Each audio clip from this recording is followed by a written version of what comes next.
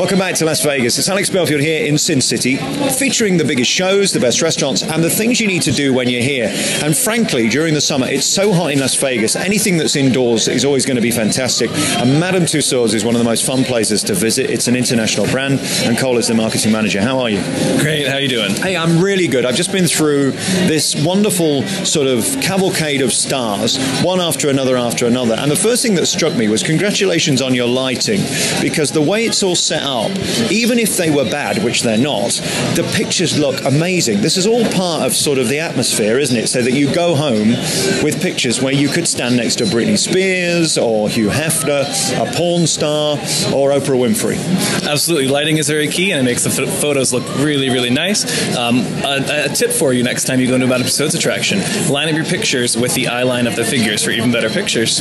Yeah, I did that, and I noticed because they're all sort of pointed in different ways. I came with my friend Brenda today, who was on the bed with Hugh Hefner. We won't talk too much about this.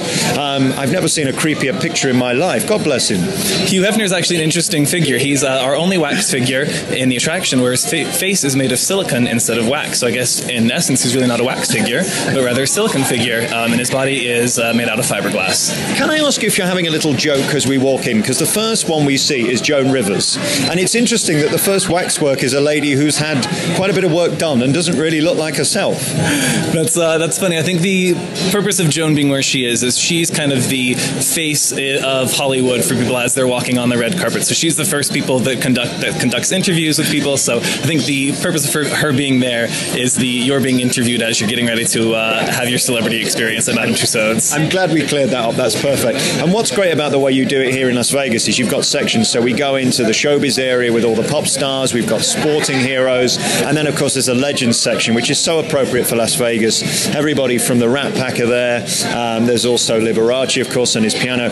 And what I love is that you let people get as close and personal as they could possibly get. There's no cordoning off, which is so smart of Madame Tussauds. It's a real event for people and so special. It's one of the key tenets of our attraction, to be honest. We don't want to be a dusty wax museum where people are behind ropes and there's drapes hanging in there. It has a very old feel to it. We're hip, we're modern, and we want people to be able to experience this attraction up close and personal. Yeah. Having said that, though, when you've got Katy Perry stood there, as delicious as she is, you're asking for trouble, aren't you? What do you have to do when this place closes to make sure tomorrow it looks as good as yesterday? So we do walkthroughs every night, and in the mornings as well. So at night we're checking mainly for cleanliness and things like that, and in the morning our studio figure maintenance people get here very, very early in the morning to make sure that the figures are in tip-top condition, as well as the figures that we stunt throughout the city of Las Vegas. What I didn't realise that you told me earlier is that headquarters is in Poole in Dorset in the UK, and really this is a multinational business. This is something you take very seriously. As fun as the attraction is, getting it right is so important, and every little detail goes into these waxwork, doesn't it? From the clothing to the jewellery, and of course the face, which we need to recognise, and even the hair. Absolutely. So our business headquarters is based in Poole. Our figures, every single one of our figures is actually made in Acton in West London.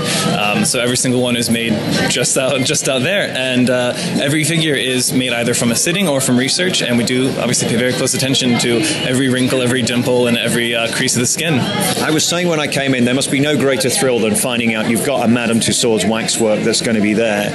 Equally, there must be no more depressing moment when you phone up and say, "I'm sorry, we're taking you out because you're no longer relevant."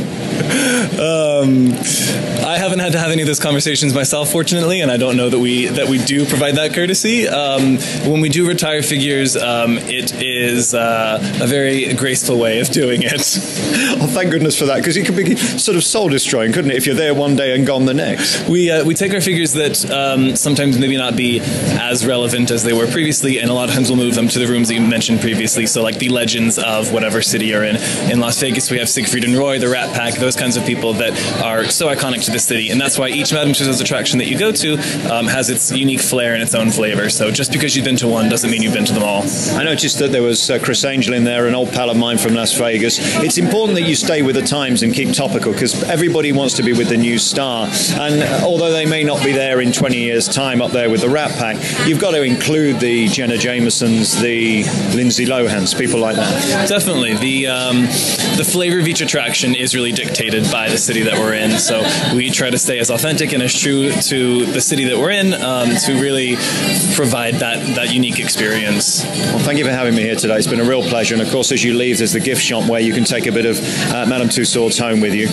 Congratulations on this. You're at the Venetian, which is the greatest hotel in the world. It's certainly the biggest hotel in the world. And I mean, from the minute you arrive here, it's a show, isn't it? And you sort of are on the side of the beautiful facade where you've got the gondoliers going past with the guys singing. I mean, it's a real event to come to the Venetian. Absolutely. Every last detail for the Venetian is Italian through and through. You feel like you stepped out of Las Vegas into a completely different place, which is a really fun experience. So we're very happy to be here at the Venetian for 15 years now. Wow. Congratulations. Cole, thank you for talking to me. Thank you for coming today.